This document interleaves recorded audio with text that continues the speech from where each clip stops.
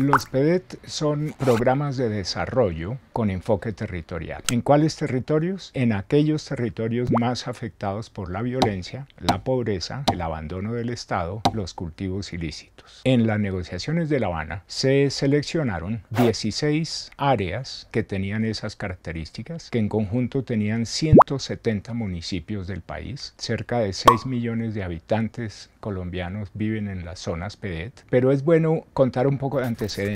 Cuando se negoció el acuerdo de paz con las FARC en La Habana, el consejero de paz Sergio Jaramillo tomó como insumos para el tema agrario un gran proyecto de ley de tierras y desarrollo rural que se estaba preparando en el Ministerio de Agricultura, que tenía como nuevo enfoque fundamental justamente ese del enfoque territorial. Es decir, en el proyecto de ley el gobierno reconocía que el problema agrario es muy diferente en los distintos territorios del país y que por lo tanto cualquier política de reforma agraria debía modularse y adaptarse a los requerimientos de cada territorio. Los territorios en Colombia no existen como figura legal en el ordenamiento político administrativo. Nosotros tenemos municipios, departamentos y la nación como un todo, y esas son las únicas tres grandes formas de organización político-administrativa. Los territorios son una nueva forma, pero que tiene que ir creciendo con la decisión y voluntad de sus habitantes para identificarse como pertenecientes a un territorio. Los Montes de María son una zona PDET, el Catatumbo es otro territorio claramente diferenciado de todo su entorno y son otra zona PDET, esos municipios. El sur de la costa Pacífico en Nariño y en el Cauca es una zona PDET y también son un territorio que comparten una serie de características geográficas, económicas, sociales, etc.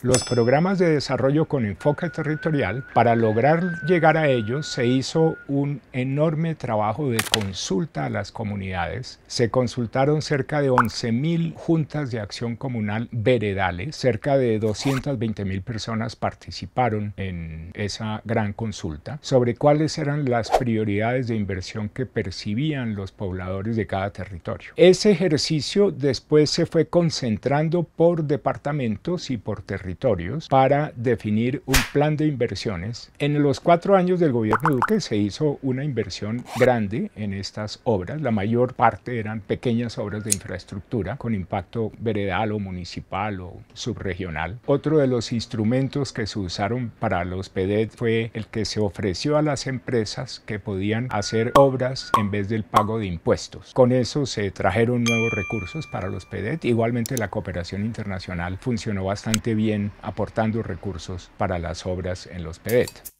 Ahora, la crítica que uno le puede formular a los PDET es que ese conjunto de obras locales pedidas por las comunidades conforman, digamos, una primera capa de satisfacción de necesidades urgentes que tienen las comunidades, pero no constituyen un verdadero programa de desarrollo, que es la filosofía de los PDET, que sean verdaderos programas de desarrollo territoriales. ¿Eso qué significa? Que esos programas apunten a temas estratégicos del desarrollo económico de cada territorio, que tengan unos efectos multiplicadores para que eleven la competitividad de cada territorio. Cada territorio en Colombia puede ser competitivo dependiendo de varios factores: su localización geográfica, dependiendo de su población y las capacidades, conocimientos, entrenamientos de esa población como factor productivo, como creación de riqueza. Depende también de los encadenamientos productivos que tengan dentro de su propio sector, por ejemplo, agricultura e industria. Otro concepto económico propio del desarrollo de los territorios son los clústeres o aglomeraciones productivas. Entonces, cada territorio tiene una vocación de desarrollo diferente, unos recursos y unas restricciones diferentes, unas ventajas de localización distintas y de cercanía con otros centros de producción o de consumo que hacen que el desarrollo sea diferenciado. Entonces, eso es el trasfondo al que debería a apuntar los PEDET, que es volverse unas fuerzas para impulsar el desarrollo de los territorios de acuerdo con las ventajas competitivas que tenga cada territorio. El impulso de los PEDET a la larga forma un programa de desarrollo para integrar la periferia que ha estado abandonada básicamente por la inversión estatal, la misma periferia que votó fundamentalmente por el pacto histórico y por la elección de Petro en las elecciones del 19 de junio. De tal forma que hoy tenemos una coincidencia muy grande entre el programa político del nuevo presidente, los compromisos del acuerdo de paz, entre ellos los PEDET, que son cumplimiento del acuerdo de paz, y muchas otras cosas. Urgencia de atender o de mitigar el cambio climático, por ejemplo, que debe orientar mucho de las políticas de tierras del país. Y